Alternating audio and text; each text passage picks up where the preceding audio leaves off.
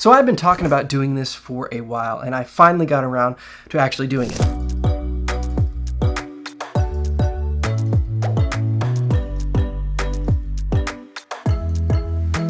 My go-to camera right now, of course, is the Fujifilm XH-2S as far as digital goes. And so I have a Canon to Fuji X speed booster, and then I put a Mamiya 645 to Canon adapter to a Mamiya 645 45mm 2.8 lens. Of course, this is a medium format lens on an APS-C sensor. The speed booster brings the focal length back down to, the best of my knowledge, it's about a 45, which shoots at about a 45. So quick side conversation, if I were shooting this 45mm lens on an actual Mamiya 645, it would be closer to a 28mm, if I'm not mistaken. It's similar to how shooting a Fujifilm 35mm is actually more like shooting a 50mm equivalent. It works the same, only in reverse for medium format. Kind of annoying, kind of confusing and odd, but that's just how it is. I still eventually want to use my Mamiya RB67 lenses just for kicks, but I don't see an adapter for that, probably because it's absurd, and those are leaf shutters with no focus. The focus is on the actual camera body. So just getting an adapter is rather expensive, and AdSense isn't exactly covering that, let's just be honest, which is why I'm using a 3D printed version for the 645 lenses. So this process wasn't super enjoyable, but it's not really the fault of the lens. It's the adapter that was giving me issues, and it's not necessarily the fault of the adapter or the creator of this adapter either. I printed it on a low-end FlashForge Finder when I was just learning, and the tolerances that aren't the same or as good on those lower-end printers, but I'm currently printing a new one. I tweaked some things and made some little adjustments, and I'm printing it on the Ender 6, so I think I'm gonna have much better results.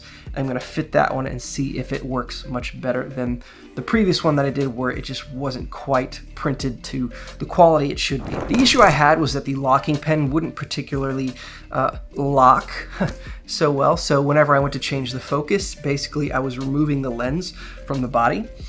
So that was not fun. I ended up just using a bit of electrical tape to secure the two adapters together, and that held up fine. Another thing I had to determine was the distance wasn't accurate. Infinity focus was actually just shy of 30 feet on a lens, and the minimum focus was really much closer to a macro, which was really nice to have that option in my tool belt without changing lenses, but it's not exactly the same as the lens standard, so it does kind of throw you off when you're picking focus. I shot everything at roughly f4 to f11, almost nothing wide open I have a 5-stop ND and I really didn't want to swap over to a 6 to 9 stop. Color-wise, everything looks great. I like the greens. I think the highlights held up pretty well.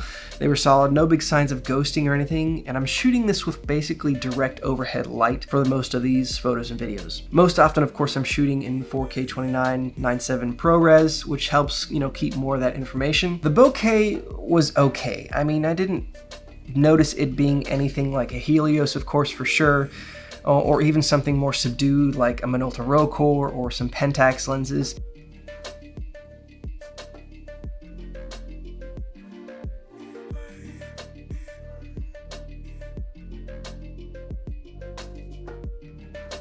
I didn't necessarily put this lens in a lot of situations with, close-up portraits or a lot of foliage in the background that would show a blown-out, swirly bokeh backdrop either.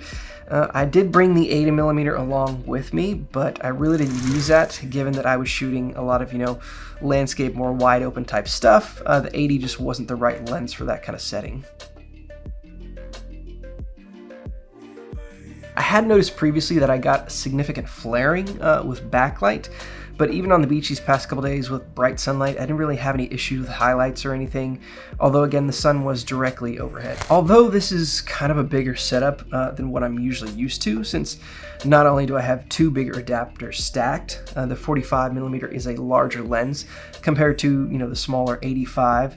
It was actually easier to use just since it's got more surface area to grip and balance compared to the smaller 35mm lenses that I'm used to using, or even the professional cine lenses or Canon lenses I'm used to using at work. As far as changing settings, focus is simple and easy. The aperture is clicking, of course, but it's a very smooth, easy click. It is rather loud though, so that is something to consider if you're going to be using that kind of feature in video. Sharpness was actually fairly good. Again, I shot everything at f4, at wide open at 2.8. I feel like I could have shot at that and still got pretty good results. So I was pretty confident in the sharpness and the quality of my images. Again, it was just the focus throw being off on the lens compared to what the camera was reading that kind of threw me off a little bit.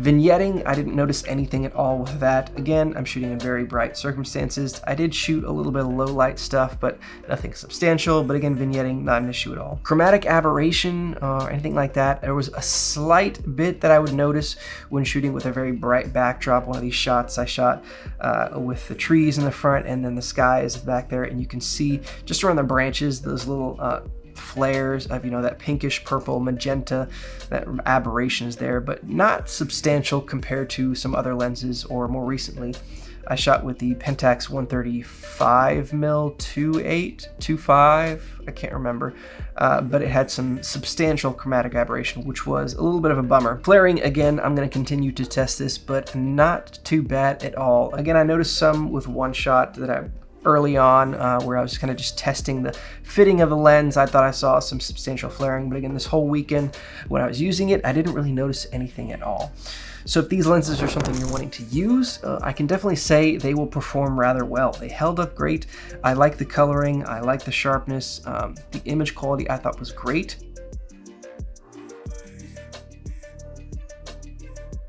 I don't think it will become a permanent go-to of mine, just because although the results were great, there really wasn't anything that set these lenses far and above as far as results or their look compared to other vintage lenses that I normally use.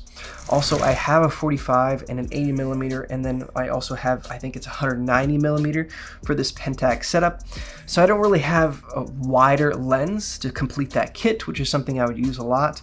And then of course, lastly, I can't get over the fact that it's only being held on by a piece of plastic that I printed myself. Maybe with a solid metal adapter, I would feel a little bit more comfortable with this, and maybe I would have a different view, but for now, that's kind of where I'm at. Nonetheless, it was still fun to use this, and I will continue to dabble with this. If anything changes, I'll be sure to let you know. If you want me to adapt any lenses in particular, let me know, and I'll see what I can do. Of course, I do still want to try and finagle some way to use my RB67 glass because, you know, why not? If you have any questions on this lens or anything else you'd like to see me shoot, of course, leave that down in the comments, or any questions on my Fuji system or any of the 35mm or medium format stuff that I'm shooting. But until then, thanks for watching, and I'll see you next time.